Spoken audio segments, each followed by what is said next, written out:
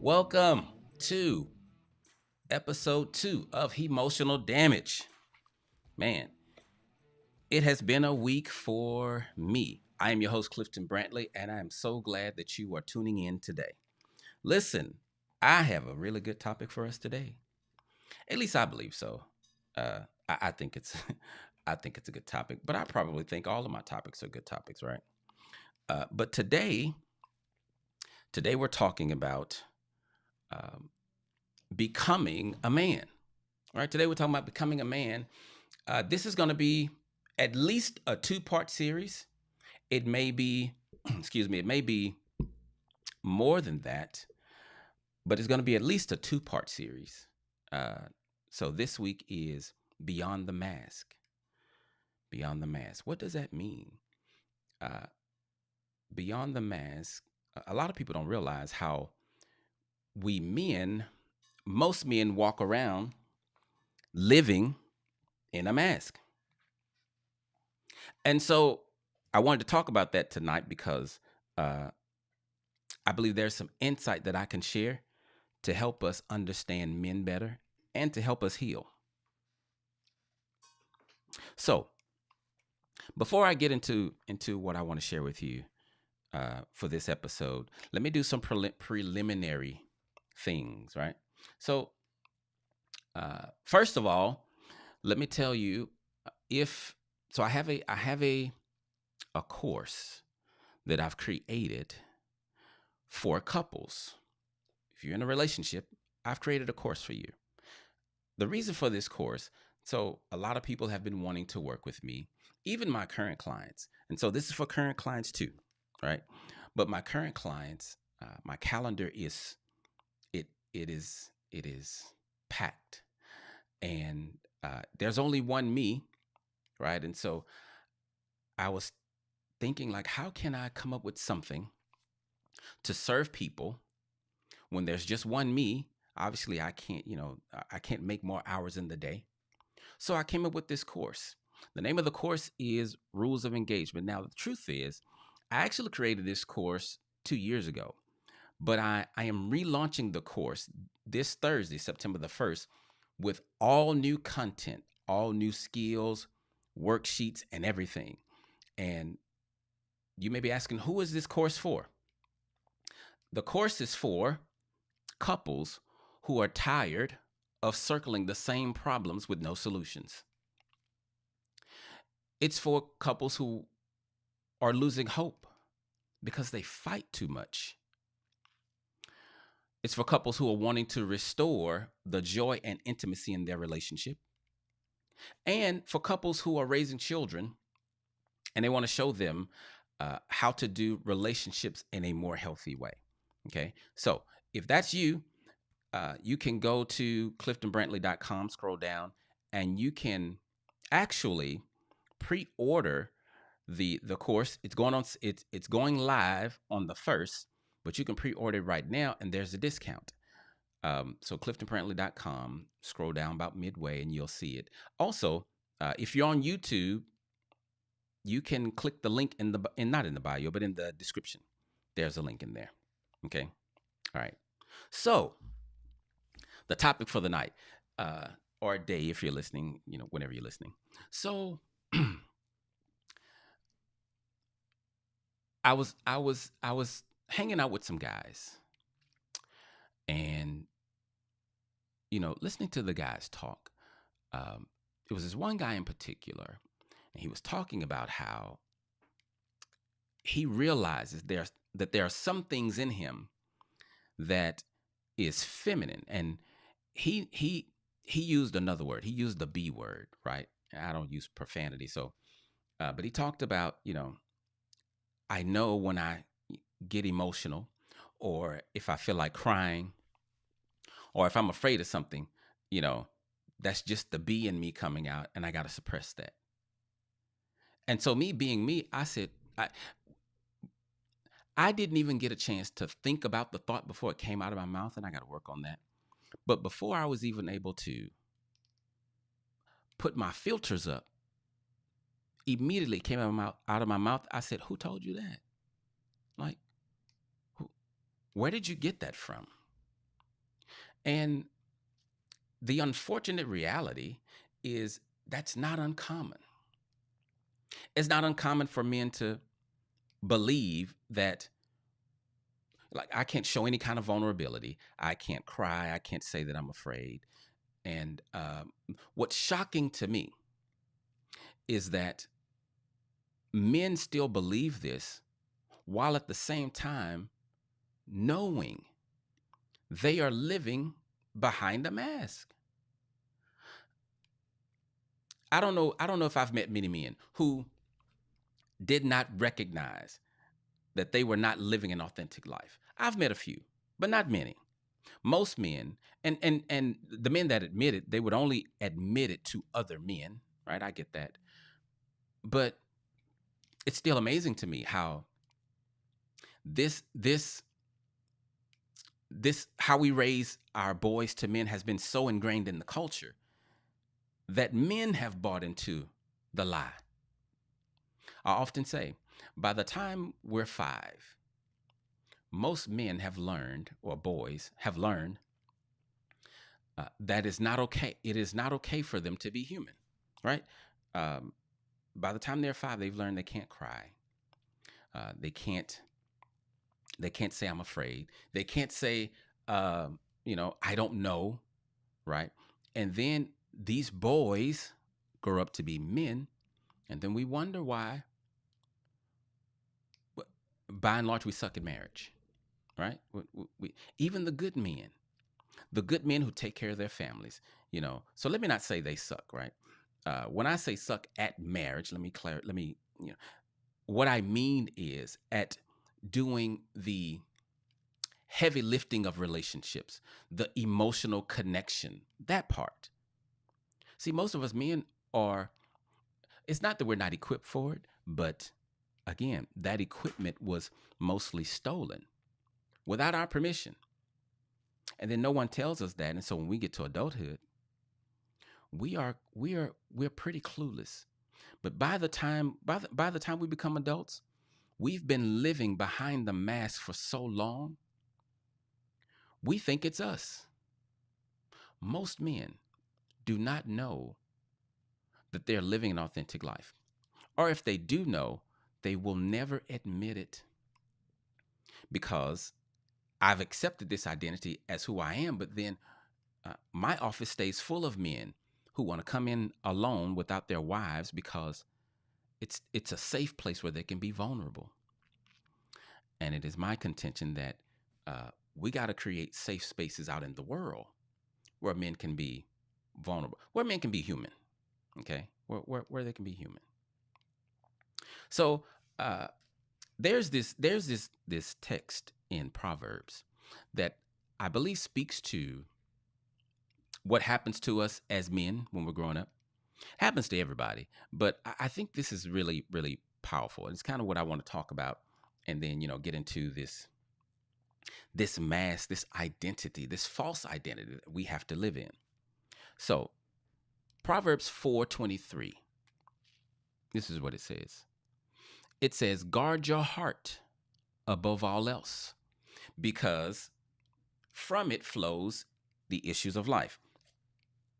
Let me read it again, because I read part and and then my memory added it was correct, but it was two different versions, right? And so if somebody go look it up, I don't want you to be confused.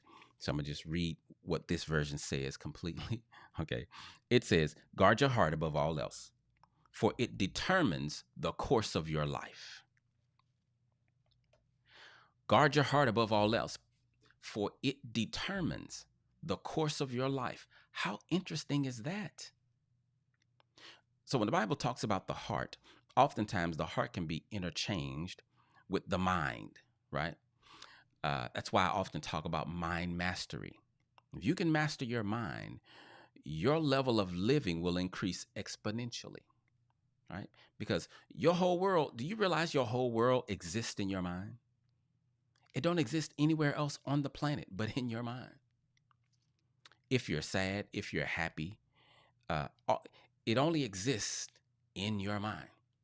And so what Solomon is saying here, you got to do the work to guard your heart.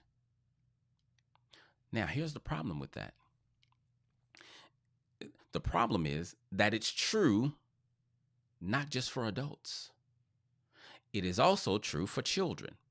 But children, by and large, don't have the ability to guard their hearts. That's the parent's job. But usually it's the parent that's causing the harm to the child. So these injuries that we get in childhood, those injuries go to the heart. That's why Jesus said, a tree is known by the fruit it bears, right? Whatever is in you, that's the only thing that can come out of you.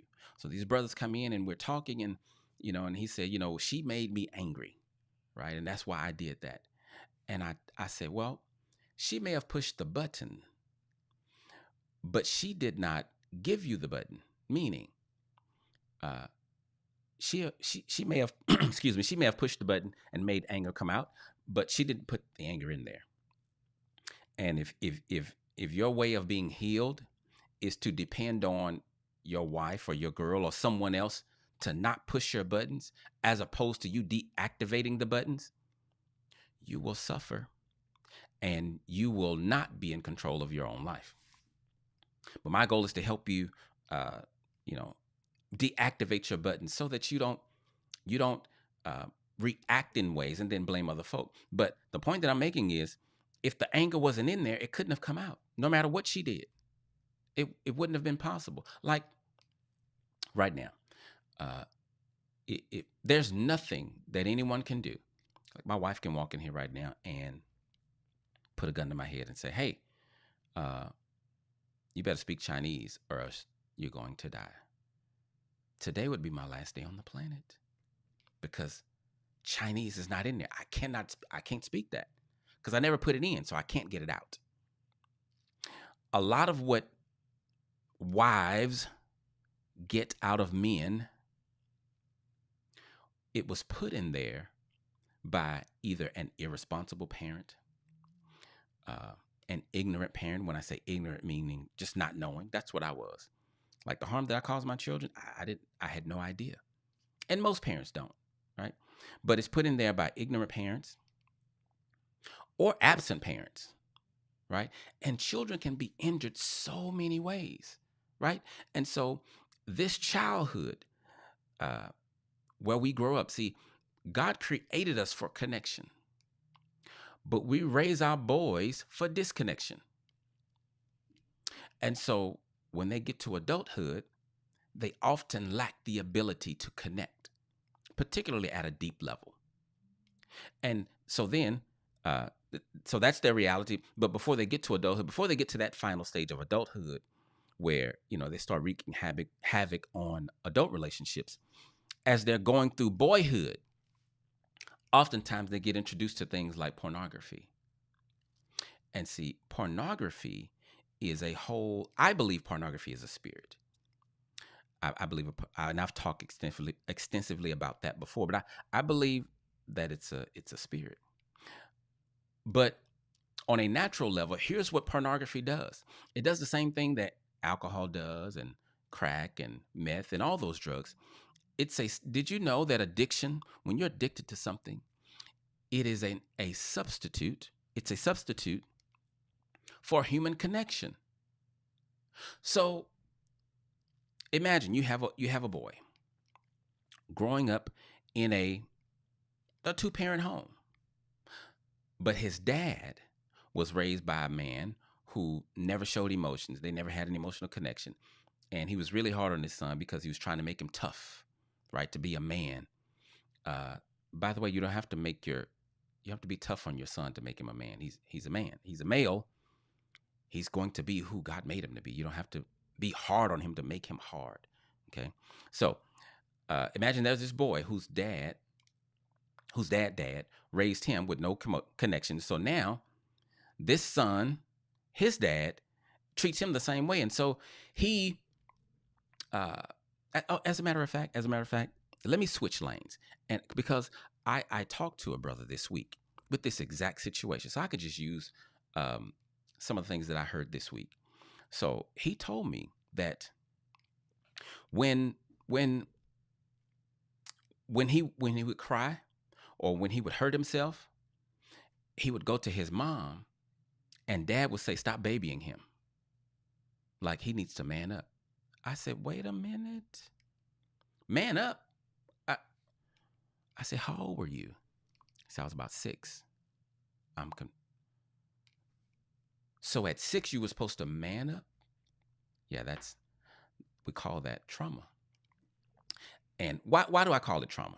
Okay. Because so when trauma injuries happen, they're a little different than other injuries.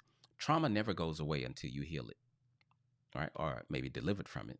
But um, it was trauma because here he is almost 40 and he's dealing with anger issues.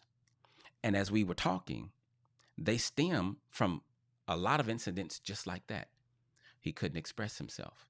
He couldn't speak up for himself, right? He couldn't say that I was afraid. All the things that I said earlier, he was, as he was talking to me, textbook. And so now this part is not his story. Now let me get back to my example. Uh, so so imagine this kid, going through. Now he's in. I was going to say middle school, but these days our boys are being introduced to pornography in elementary school. Okay. So you have this child who is love deficient. So when the dad talks to the son and denies his humanity, he creates what I call a love deficient child. So this little boy grows up love deficient. Enter pornography. Now uh, he has something to attach to, but his little mind cannot process rationally like an adult can. So he's still being driven mostly by feelings. And masturbation feels good. Not only that, all his little friends are doing it. So he gets addicted to pornography. And the reason the addiction happens is because he is needing human connection, but he's using an object instead of a person. Because now what he's learned is, I'm not good enough for connection. Where did he learn that? Well, it's because of the dynamics, or not but the makeup of children. So children are egocentric, right? They believe the world revolves around them, not because they're, selfish, like in a bad way. It's just not. It's just how they are. They can't process the world any other kind of way, right? So for a child, everything either happens to me or it is caused by me, or I have superpowers and I should be able to stop it. Like when mom and dad are fighting, and if I can't stop them from fighting, then it must be my fault. So these then develop core beliefs, and those core beliefs become the beliefs by which they live their lives, right? So going back to this kid, addicted to porn, middle school, high school, and you never really get rid of it unless it gets out of control. You may address it, but you never really get rid of it. Fast forward, he's ready to get a wife. No one has taught him how to connect. He doesn't know who he is because that was denied way long ago, right? He doesn't know who he is. He wants to be loved, but has no idea what it even feels like. And so what does he do? Most men, especially the ones that are addicted to porn as kids, end up attaching love and sex together. And so he believes that, well, if you love me, you're going to have sex with me. That's why he was so promiscuous before he decided to get married. And then that's why when he gets married, and I'm generalizing, okay, life is not black and white in any area. But so he is doing things that will replace the human connection, as opposed to, like, he don't know how to open up to his wife. And so when he's frustrated, when he's angry, his thing is, we need to have sex, because he's attached love and sex together. Or when whatever he's feeling, lonely, angry, disappointed, he'll want to have sex. In general, this is only one one facet of the mass we men live in. Okay. Um, But I call this becoming a man because the process of becoming a man is not an easy one, because we don't become men just because we get older. You know, males are born, men are made. So this mask that we wear, we didn't choose it. It was given to us. But what I want to do is help brothers take off the mask so that you can be authentic. Why do that? If I'm fine, I'm not harming anybody, like I don't have anger issues and I'm chilling, like why can't I just stay as I am and keep the mask on? A couple of reasons. Number one, it's going to limit your ability to connect. And we humans, since we've been on the planet, have thrived on connection. Always have, always will. Okay? We don't thrive on money. Money is good. I'm not anti-money. We don't thrive on cars and material possessions. I like material possessions. It's okay. Uh, we don't thrive on education. We don't thrive on uh, working. Human beings thrive on human connection. That is why when they asked Jesus, what's the greatest commandment? His response was relationship. Yeah, relationship. Okay. He said, love the Lord your God with all your heart, mind, soul, and strength. That's relationship. Then love your neighbor. That's relationship. As yourself. That's relationship. And so that's why I pattern my practice after uh, that scripture, where me being a relationship builder, I help you build quality relationships in those three areas: your relationship with God, your relationship with your wife or your fellow man, and your relationship with yourself. And so this podcast primarily is addressing for men the relationship with yourself. Why not your relationship with God? We'll talk about that. But the thing is this: if you don't address the relationship with yourself, your relationship with God will be ineffective and minimized. And here's what you don't want: you don't want to have access to an all powerful, all knowing God and then put him in a box and minimize him. And we do it all of the time. Okay. So, this mass that we live in, I really want to help women for a second to understand why you get what you get from your husband. See, you married him and you thought you married a full grown man. He looks like a full grown man, but in reality, he's a grown man in a little boy's body. And I don't say that, I'm not trying to be derogatory. I'm a man too. I lived it. I, I absolutely lived it. But I had to mature. Why? Because it was profiting me nothing. So another reason why you want to deal with your relationship with yourself, you won't be able to connect effectively, or if at all. You won't understand how to love deeply. You won't know who you are, right? And most importantly, you will find ways to self-sabotage your own life. Why is that? Why is that true? Because your conscious mind is not what's running your life. What's running your life is your subconscious mind. And in your subconscious mind is where all these injuries and negative limiting beliefs live. And so you've been living in your false self for so long, you think that's you. It's not you. So then how can we start to, I was going to say, how can we start to do better? But the reality is, it's been this way for so long. I don't know if we can. It would be. I wish we could change the process and the way we parent in general, by and large, right? But if I can get men, or at least the men that I know, or the men that I encounter, to look in the mirror long enough to see the person you're looking at is not you, and then for them to accept that and admit it, and then get help. That's what I want to do, because I do believe if you move a man, you move a family, right? I believe if the men are strong, the family is strong. And I believe that if men would get themselves together to the point to where I'm emotionally sound, I know how to love, I'm embracing humility, I believe we can turn the whole. Let's just start with the divorce rate. We can knock that down, right? So, um, we were raised for disconnection, even though God created us for connection.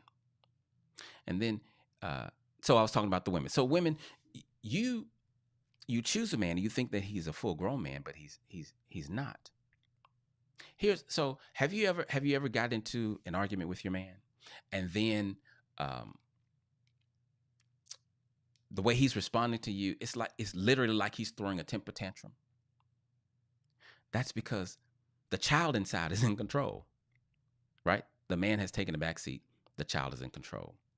And let me tell you, fellas, another reason why you want to look in the mirror and do your work is because that is it's very, very dangerous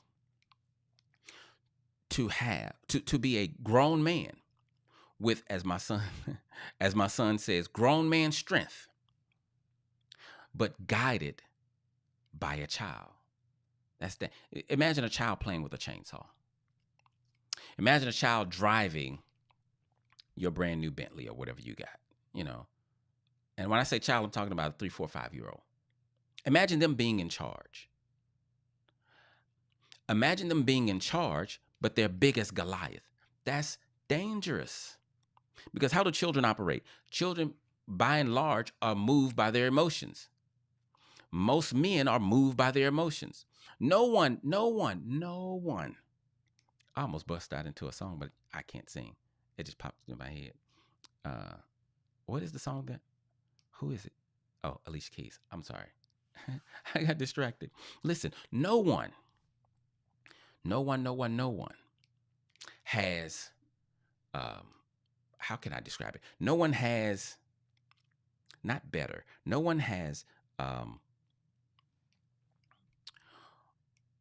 more obvious. I'll go with obvious. No one has more obvious mass.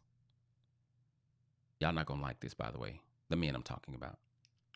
No one has more obvious mass than alpha men. I know. Yeah, alpha men. Number one, because there is no such thing.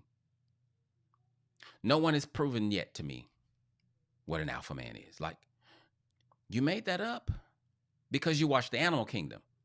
We're not lions, we're human beings. There's no such thing as an alpha male.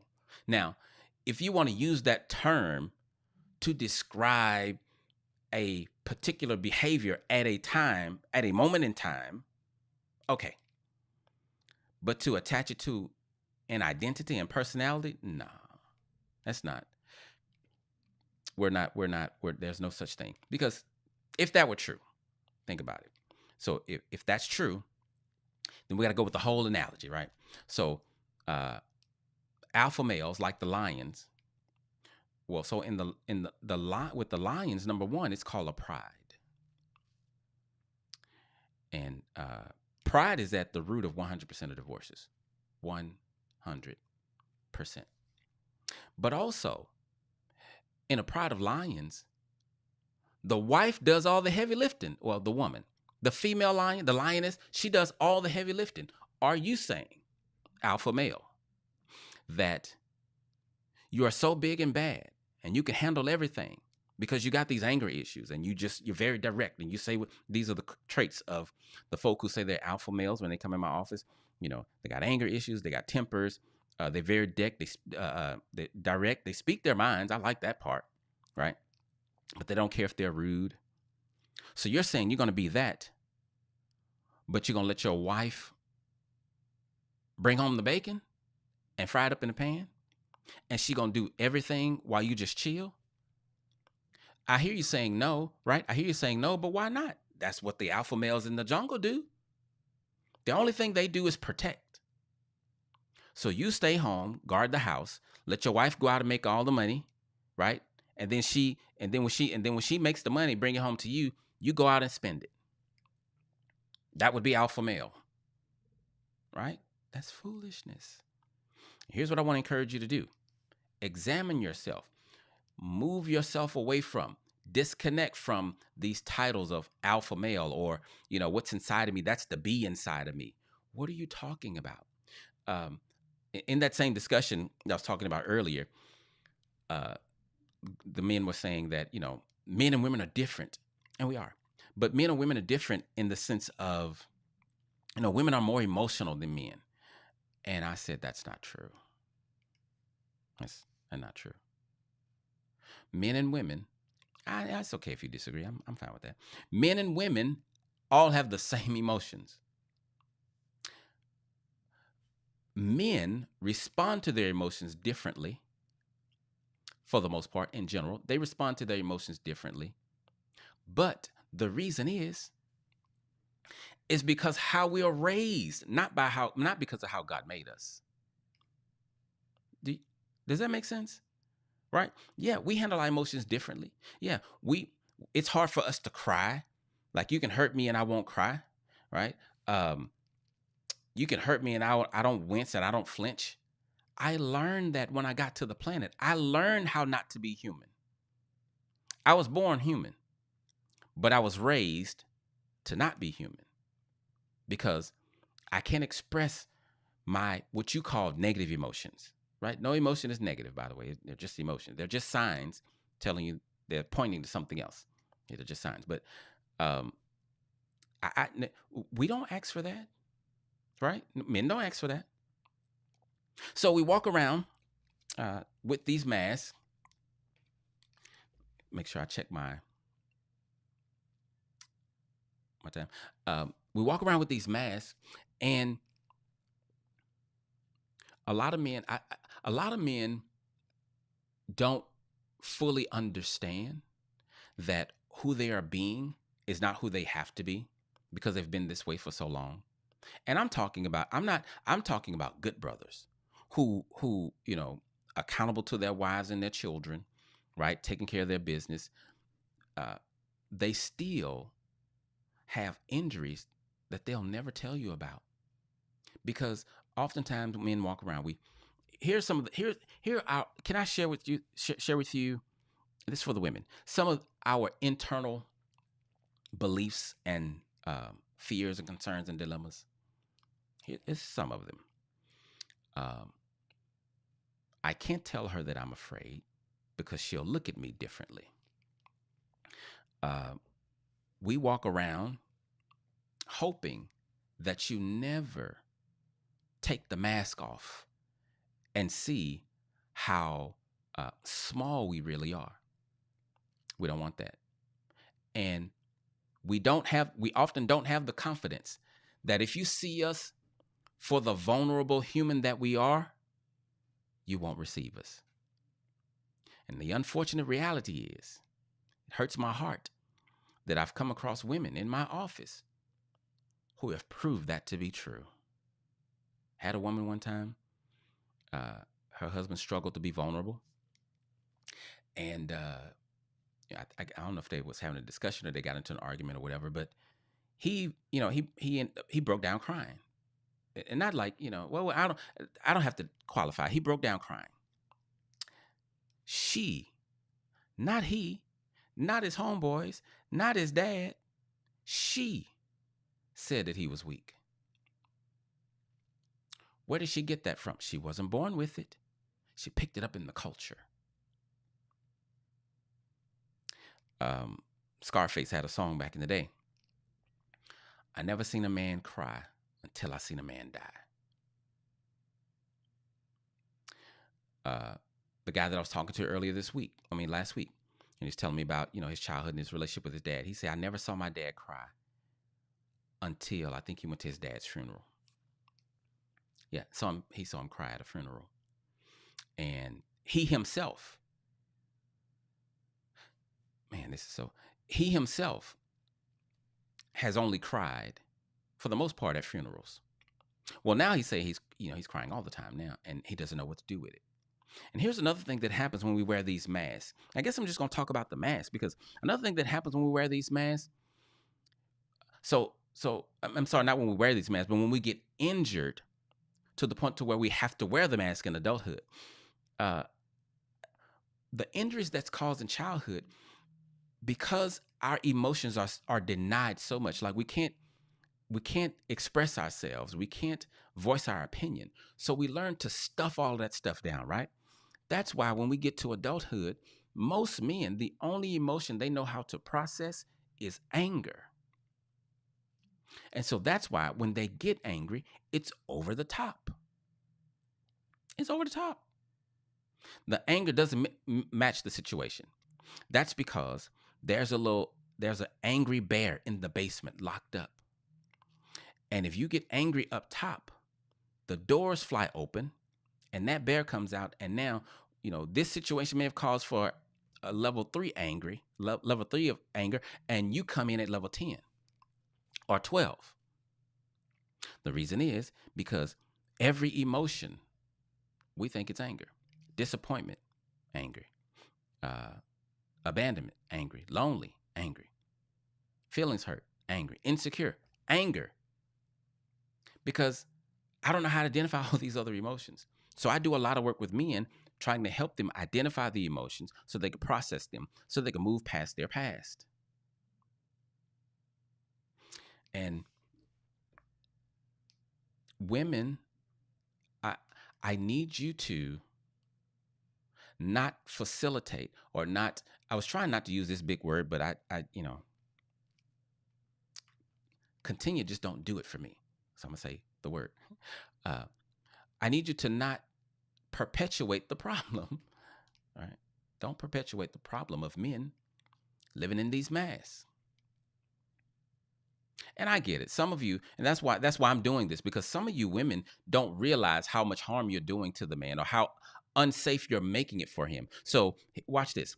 You will compliment his masculinity. You'll compliment his boldness. You compliment his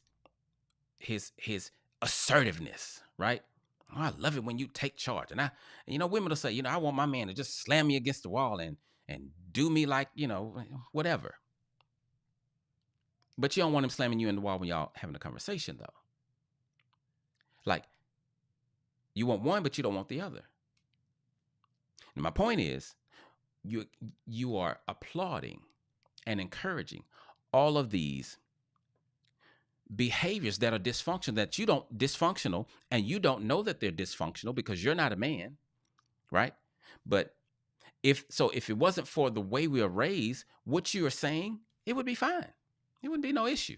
But the problem is, if you got a brother who shows up and he's being a chameleon, acting tough when he's really afraid, and then you applaud him for his act because you don't know he's acting, it pushes him deeper into the sunken place. And now he can't get out because I can't let her know that I'm afraid because she loves the masculine man.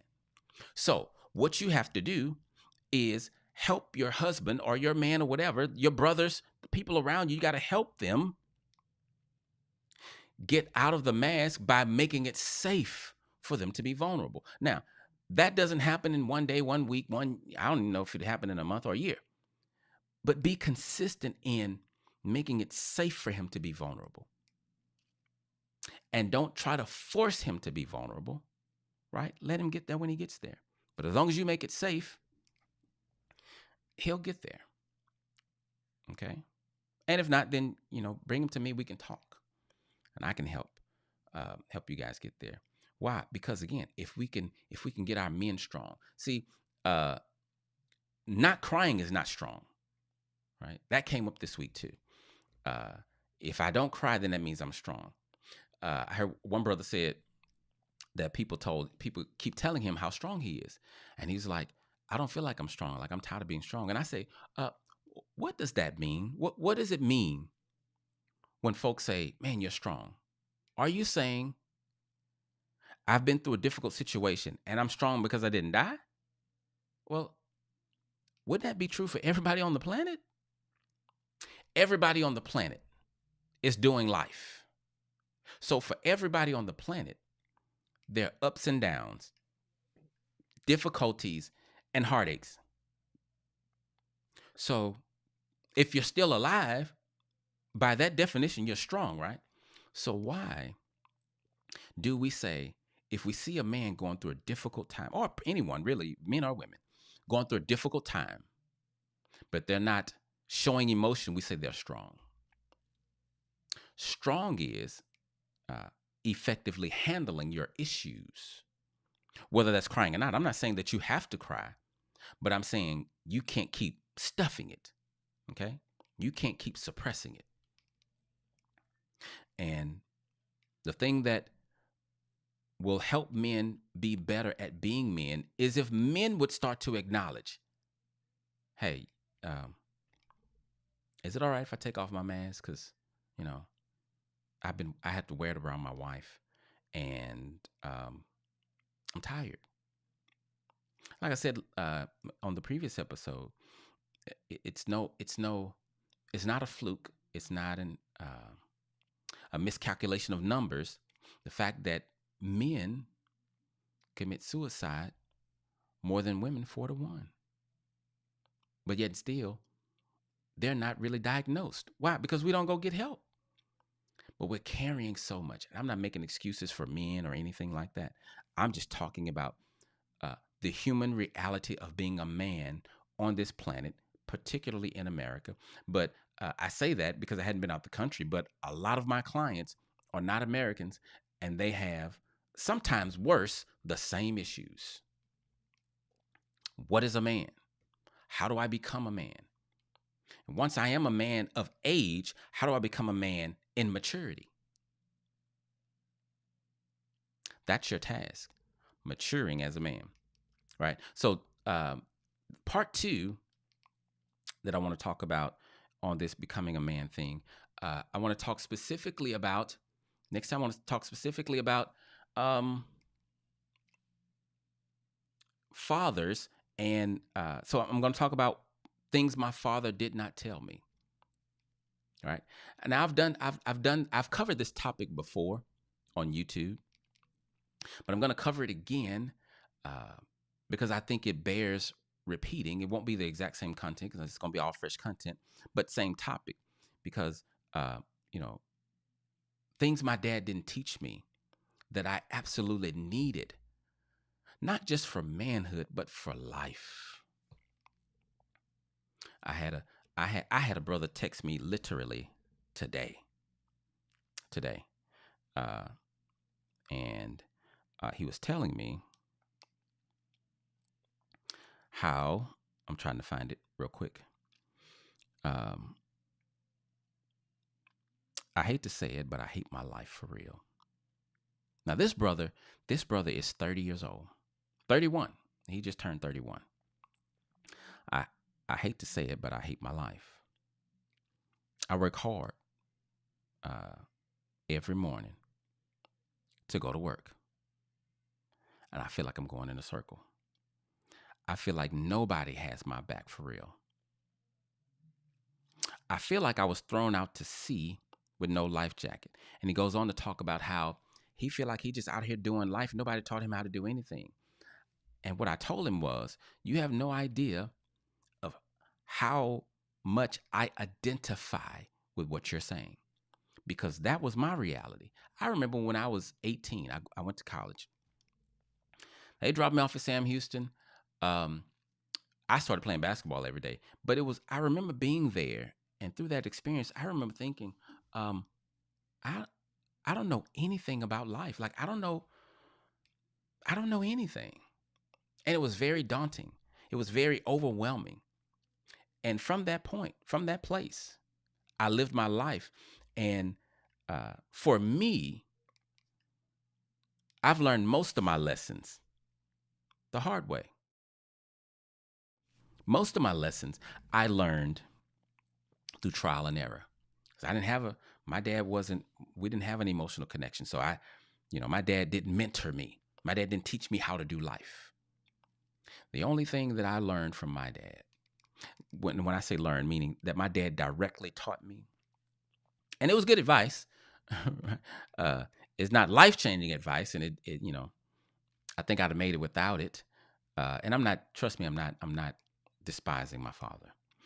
Uh, but the thing my dad told me was, um, always keep your nails clean and always keep your shoes nice, because when you meet women, first thing gonna look at your nails and your shoes. So, okay, I did that. I hate it when my nails are dirty, and my nails grow so fast. My nails grow like, I try to keep them low, and in a week they're, and if I forget, folk be thinking I'm not trying to grow nails. They just grow. But yeah, I hate when my nails are dirty because my dad put that in me. But being prepared for life, nah. At 50, really, I'll say around a little after 40. So let's say like around 43. Around 43 is when I feel like I finally got some kind of grasp on life and start to go in a direction that wasn't like a ship on the water without a sail, just kind of being tossed to and fro.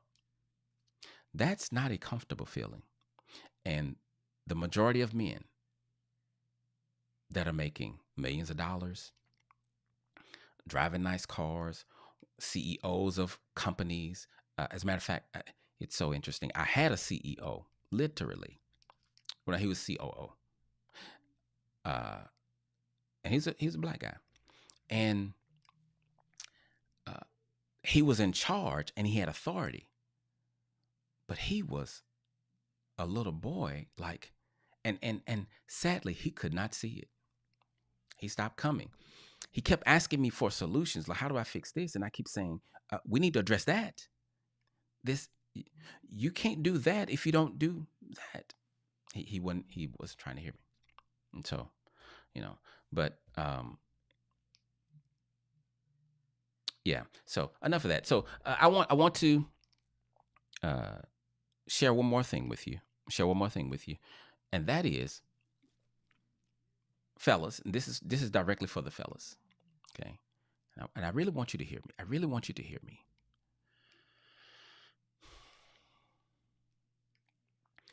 Don't let pride be your demise. Okay. Don't think that you can do life all alone by yourself. Number one, God didn't design us that way. Number two, you need another man in your life helping you do, even if you feel like you're already a man. Okay. I need men in my life. And so, like I've said before, the reason that I read so much, or should I say I listen to more books than I read, but the reason is because I don't have a mentor, right? I don't have a dad saying, hey, son, this is how you run a business. This is how you love a woman, right? This is how you do this. This is how you cut the grass. And I didn't read a book to cut the grass, but you get my point, right? I didn't know that stuff. So I read. But for you, I want to strongly encourage you to at least be open to finding you a coach, right? Find you somebody that can help you move the chains, somebody that can help you be your best self, somebody that can help you identify areas of weakness where you can grow, and then they work with you to get you to either the next level or whatever level you want to be, right? Find you a coach. Over the last week, I was hanging out with, I believe, one of the best business coaches I've ever met. And I already knew this, but it became even more apparent that you need a coach. Why do you need a coach? Not just because, see, like, for example, if I was going to coach you, it's not because you're beneath me. Like, I'm just a regular human, right? If I'm coaching you, you may make more money than me. You may have more informational knowledge than me. I'm coaching you on a specific area, just like your doctor. So when you go to the doctor, let's say you're 40, your doctor is 30. You know more about life than him, right? You know more about a whole lot of stuff, but you don't know more about medicine. Why? Because he studied. So in his 30 years, he became a doctor. In your 40, you did not, right? So that doesn't make him better than you. It just means he has an expertise that he uses to be a benefit to you. So find you a coach, someone that can speak into your life, someone you can receive from, okay? Someone who, find someone who has what you want or is doing what you want to do. And then, as Myron Golden says, find the expert and pay them whatever it is they're asking for and grow. He didn't say it exactly like that, but that's the concept, right? Take it. So what what I'm sharing with you from personal experience. I have done the majority of my life. Wait a minute. I honestly think I've done all of it. We're gonna start at 18. From 18 to now, I've done it all on my own. Like and I can tell you. So this just past Friday. I'll give you a little. I'll be a little transparent, and then we'll end the episode. So this Friday, I had a situation where the weight of my life, having to make decisions myself all my life, and all the bad decisions I've made, and all of the things I didn't know, and all the times I failed.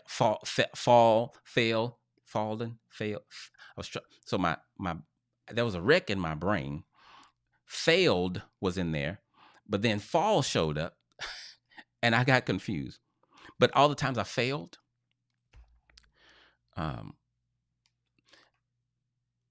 you don't want to do life by yourself. The things that I'm learning, watch this, the things that I'm learning now at 50, 45, 46, 49, 50,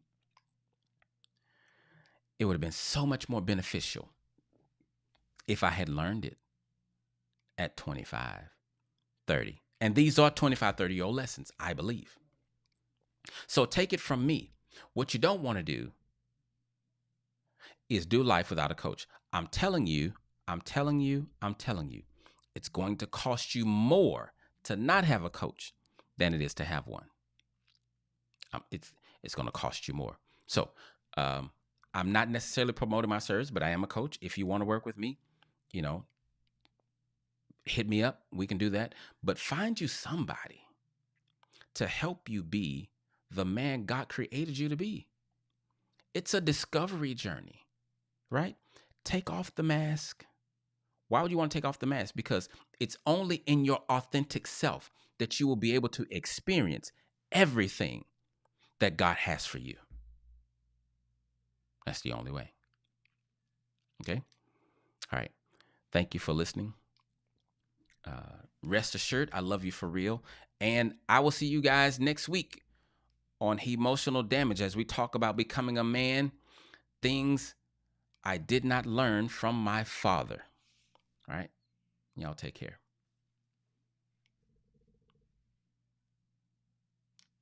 All right.